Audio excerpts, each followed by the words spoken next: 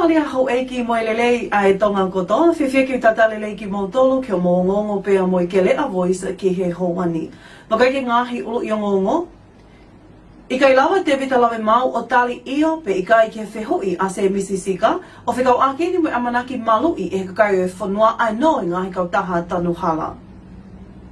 Popo e kakai o whanua ke kawenga i Tanu hala ka o ku hala e taimi ke fakahoko ai ngā weni. Pea whahawhai hau e whanua kingi tupo hono ai kau taha vakapuna fo'oa e pule'anga koe Lulutai. E epe me ngaahi tala noa kehe ana yange ka koe wakange ni ki he whakaikiki. E he kakata whimea ake whalealea he whiawhi ahoni mo e te eki lava e te vita lawe mau o tali iyo pe i kai ke wheho i koia se misisika o whikau ake ni mo amanaki Malu'i e kakai o e whanua ai no e ngāhi kau taha Tanu hala. Whiwhiri ane e kau whanongo ke tai mahino kone ngai whehui. Koe whehui pe koe tiku hiki ke tokoni nā koe ki mahino.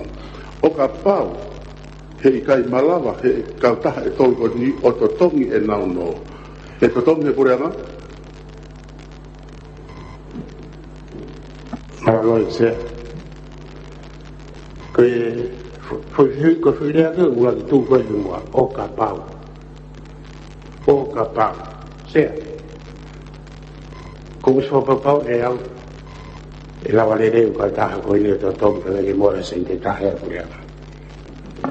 Ai os mahino pe tari ai hoeki mo e kainga ko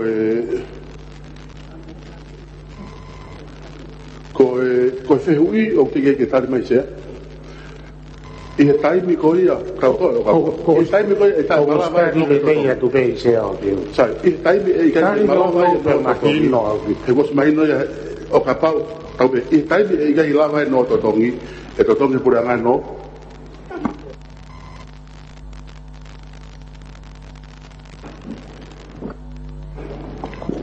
Si taksea ame more bese tata mo fare na was for matala ke fonga ngau e pau to ke intelligence o fakahoko bia fainga pange maman o pau ke na fotoko e na tolia ke lawa ma meno sili leo no we pe na ke si ani ko na o ha ke o hoko ka ko kare pau ngau e ko ni se o si whapapau he pule'anga ia e whahauko po te koeni. O si whapapau he pule'anga e whahauko po te koeni. I he whapapau i sea. Ko e whehuina se misisika, hili e whiwhokfokiake whamatala i ministapa anga te vita lawe mau, i he whehu e whawhunga kakai o tonga tapu wha mā teni tapu eluelu. O kuia e makatu unga le lei ke te pleko ni ke uu pe koe whamatala totonu ke uhinga ia na whehu ia ke o mai ange. Pena o si kumi hawhare i whakalau ke attention yare. O kuma kumi whare i whakalau ki mau tau. Ali mai, e se roki tawhana. Kou ki whamanatu mau keke he o e ki e sea. Koe ka ngenepe pule'anga ko o sio ai ai noa ia. Tuku ke lao ia he ka nau tapiri pe nau tolu ia he. I kai. Koe pule'anga koe ni, o nau mui pau e tutu ne lao. Tau mau kumi ai whare. Ai ka whaina ino lao e pule'anga. Ke whare e pule'anga he mea ko tōke koe ke au fia. Malo apu te se. Malo se. O kuanga whe ai e whare i o kuanga nau tau pia o sila me pia o mai whakamatala e ua kau ke mea taha. Ta mai o karenti, ta mai a honi o ikai. Sea kōkore ke pitoko nai mai o honga. Koe whi mau pehe panke assurance me pule'anga. E whai e whengawe aki koe ni ka totomi. He ka pahi ke whai e pule'anga ngai koe ni. E more panke. Koe mea koe ne minista o whapapau i e pule'anga, o i kai kono Malu'i ai no aia o kwhepake ni moe mea e ki minista ane awhi. Whatongia i o pule'anga i maamani, peto i a wheitu. Ke ne hanga o poupou ai la whalalaka, a ke ne Malu'i. O ke ko vinga ne to toki kakai, e os mahino te whengawe ake i sea. Nei mālolo ai whale he ahoni, o ke Fetokehekehe'aki pēa te pile ai pule'anga mo i te pile e ka whawhunga e kakai i e kawenga o i Tanu hala. Kua whahai ni e kakai ai whanua e nau pōpō ki he polokalama Tanu hala, ka koe taimi koe o whakahoko ai ngā weni o ku hala. E behe o whaloto manase, whareola tua koi, mele niu kapu, o ku mo oni koe whima upipiria ne nau whakahoko he ahiange koia e ik paremia, ka koe taimi koia ne i kai hako witi tahiwa ia. Katoe fakahoko ange ahi I tainimi te nau kore e nau tolu e ngahi tokoni e ala toni ia ngai family lolotonga ai whakataputapui ko ia COVID tahi wa. Kukatau whango ta amarongo. Maa alo peke maa hasi ni tiki. Tong pasi whanau te ako. Kua ke nau kapenga whakako. Kua kāku mau, pe maa peke hasi mawai o mga mau tolu mau. Pe maa peke hasi mawai o. Mea pe halaya kau tau piongi tau kusai pe halaya kau. Kua ku parpare mai ke pahatokang ya ke tonga tau pahatokang. Wai pe vangi hango ya ke mawa se ni ko pa. Ke mawa pi do yo. Ye ku ka ke lava e pe kuna ki me lai ta pe tu ko awi ki mu. Pa tau pa mo ta ma we mo si ni ki. Ko lo ni ku ni ko ma lo pe lava ke pa tau te a ma si ni ko pa pa tau. Ko mau anga mo ya pa tangata ni si ma me ta. Lahi ko lockdown ni. Ka hame ke mawala ke mau umai hapa anga ke pai ake ke ma wa pa nau. Mo family tamani te si brava mala vakapuna te hawa ngaahi tokoni family ke umai ya sia me tokon me tani lockdown tu te hame e ma. Ko mau anga mo wi ko mau sio pe kitahi. Pe ko loko ngai me ko to ke te lau ha te ngai tai ni. Ko me ko fe ma vivire ai tai mini. Ko ke fe ma vivire ai ya Tanu hala. Ko me ko fe ma vivire tai mini ai te au mo ki family ke mai mo ha ko ngai pa ngai Tanu hala ke to ko mai ke ai ka me kai whanau ai aka mau whirita vai he nei wesi ai he matangi ko haloti mo Tanu aka mau api ko ki mau fufe mau vivire matole Tanu hala ko me ang mau fe mau he tai mini ke tokoni mai ka te au mo ki family e pa anga ko ke Tanu aka mau api ko me aka mau whirita vai mo fale le ho mau api he nei wesi ai he haloti Nai popo pe ane sisia ke fakahoko pe Tanu hala. Ko mau lo nga po te ke o se no Tanu pe tanga si e ta ki ko ke ne aka ko elia ma ko ke ta ki he ni te ke si Tanu. Au ke fe mau ke Tanu. Iyo. Ke mau viviri pe ke Tanu hala. Mo ko ya la e ko hala. Kaka pe a api. Ko me e ko hala pe mai he ni ko ala ya la to. Wa a ke ta ko e turi ki tomo. Que si kaya mo ay mo mawala kaya. Le mari no ka ki halani. Nā e mea eksea e whalealea ka koe whawhunga no pele koe au Hawaii Lord whawhanua ke mau inga koe ke whakaivia i ngāhi sektoa tautaha. Pe koe private sectors koe uhiko ki nau tolu na o mai ai paanga ke whalele aki ai whanua. I he mea no pele whawhanua o ko mahino o kia i palopale ma whaekonomika, pea ke whahawhi ke taime whanua mei he palopale ma koini ko pau ke whaivia ai ngāhi sektoa tautaha. Ka i ene mea koe ke tuunga o kia i tokoni e pule'anga ki he sektoa koini, na ni mea oku sisi.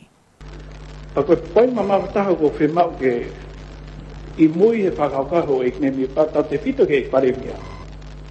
Koe tupuha economy o wika ke tupu me pule'anga kau tupu me public private sector. Ko business tau taha, o business iki, ko tō taha tau taha ia hane ngāue, o ne ngāue I pa mau mea hane monu, ko ia e tupu me iai a economy whanua. Hala, e tau pehe, ko tupu economy whanua me he pureanga.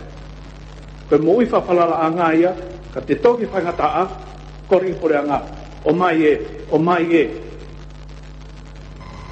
Ko uhinga ia o ugia iai ai Malu'i, o business papoto-poto, tuku ki paanga saving he tapaki, ka pau ki ha whangata ahu na whangata ia. Totongi ha kautaha Malu'i, ka tō mai ha awha, toho te sieke, te pakoki te hitunga na te eki moa.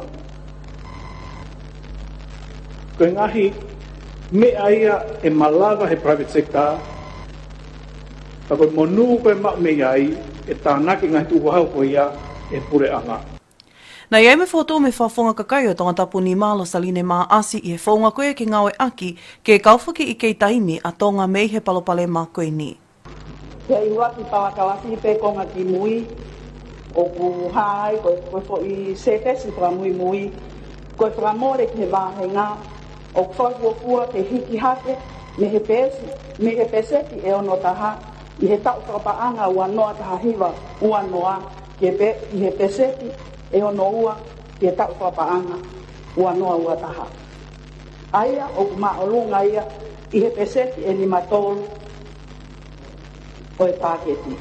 Pea e fie maolahi ia ke tokoni e kau ngāu e whakapule'anga. Ki hono ta ofi e ai se amo ka ki peheni. Fie e nau capacity.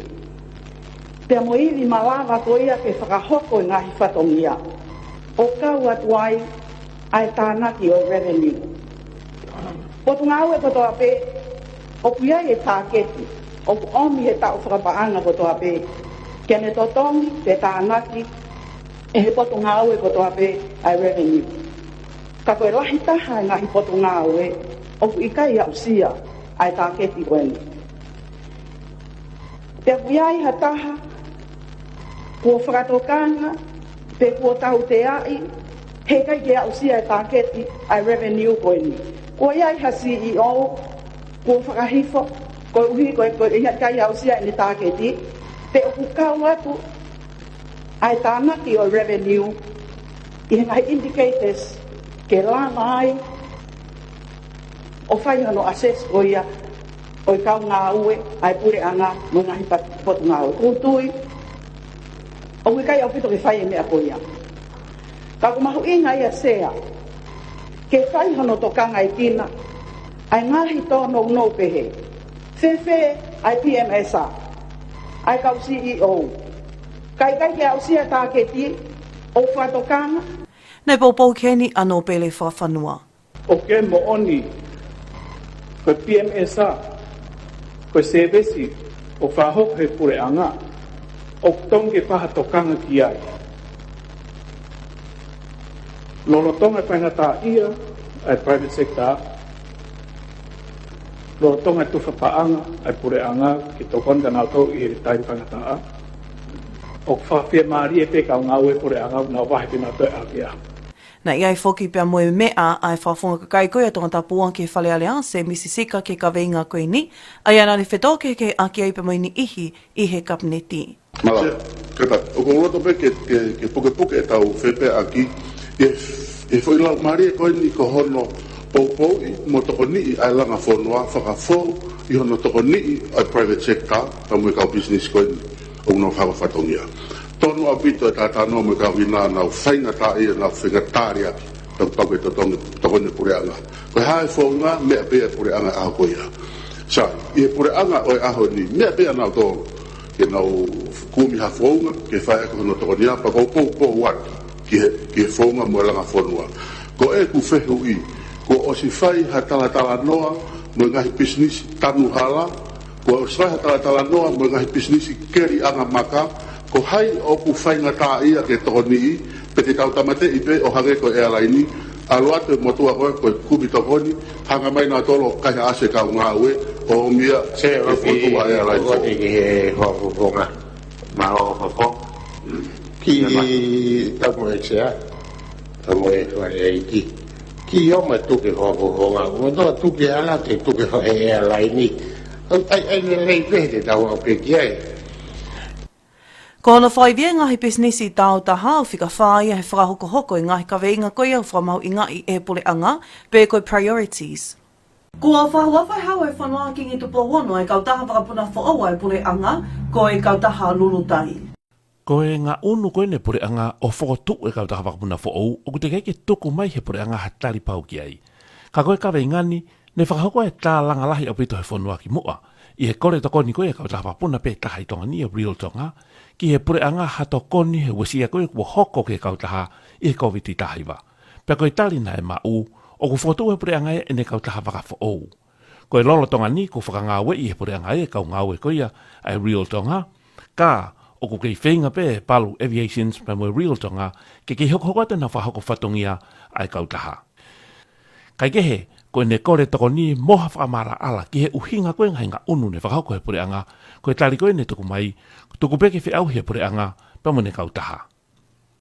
Pea o ku kei hoko e pea longoa a e whalealea i he whaunga koia hono whiri o ngāhi kautaha ke nā whakahoko ai ngā ue tanu hala ai pule'anga lolotonga. Nei hoko ta longoa ai kawenga koe tanu hala hai a honi.